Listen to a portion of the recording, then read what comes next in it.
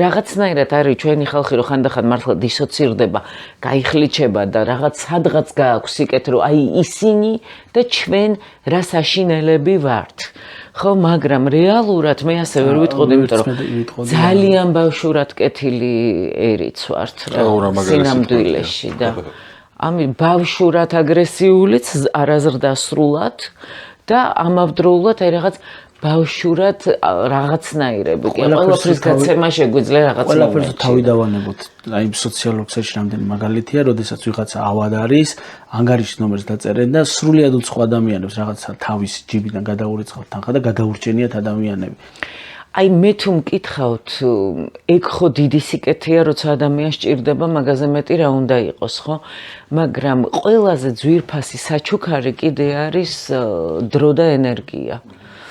სიტყვა, კარგი სიტყვა, რომელთაც გაამთელებ, იმიტომ რომ ზოგჯერ ადამიანი ისე ხარ დაღლილი ფულის ჩუქება ვიღაცისთვის უფრო ადვილია, ვიდრე დროის გამონახვა და მისი ჭრილობის გაყუჩება ხანდახან, ხო?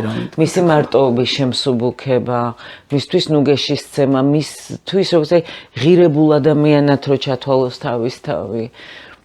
აი ამისთვის მოთმინების პოვნა ხანდახან, ხო, იმიტომ რომ ხო, ხანდახან ჩვენ თვითონაც ისე ვართ გადაძაბული ნერვებზე ვართ, ჩვენ თვითონაც გვიჭირს უკვე და იმიტომ რომ წყარო, აი დადებითი ენერგიის აღების წყაროები უფრო და უფრო მცირდება ჩვენს ქვეყანაში და მე კიდე თუ დააკვირდებით, ხშირად იკრძალება კიდეც. აი ჩვენ ხო რაღაც უცნაური კულტურის ერი ვართ, რომ ადამიანს შეუძლია თქვას, რომ უიმე დღეს იმდენი ვიცინე, რამე არ მეწყინოს.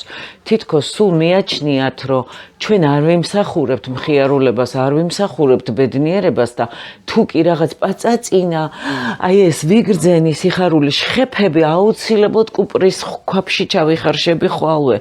და ეს მერე ვრცელდება იმ ტერორითაც, რომ რაღაცნაირად ქართველების რაღაც ნაწილი მხოლოდ და მხოლოდ გლოვის მდგომარეობას დარაჯობს, განგაშის და დაძაბულობის და იქ შენ რაღაცაზე რომ გაგეცინა უცებში შეუძლიათ მოგიბრუნდნენ და ჩაქთვალონ უპასუხისმგებლოდ იმის გამო რომ გაგეცინა არა და ადამიანებს თავიანთი ძვირფასი ადამიანის პანაშვიძეც კი ეცინებათ და სიცილი და ტირილი რაღაც ისეთი ვიწრო ტიხარი არის რომ აი განმუხტვა კათარზისი სწორედ რომ ძალიან მნიშვნელოვანია.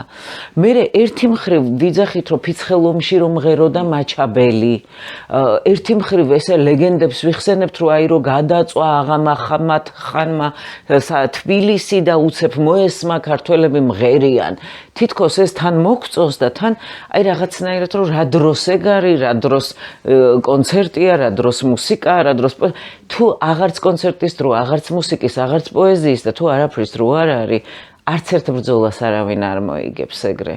იმიტომ რომ თუ არ აკრებს სიცოცხლის ენერგიას, შენ აღარ იცი რისთვის იბრძოლო.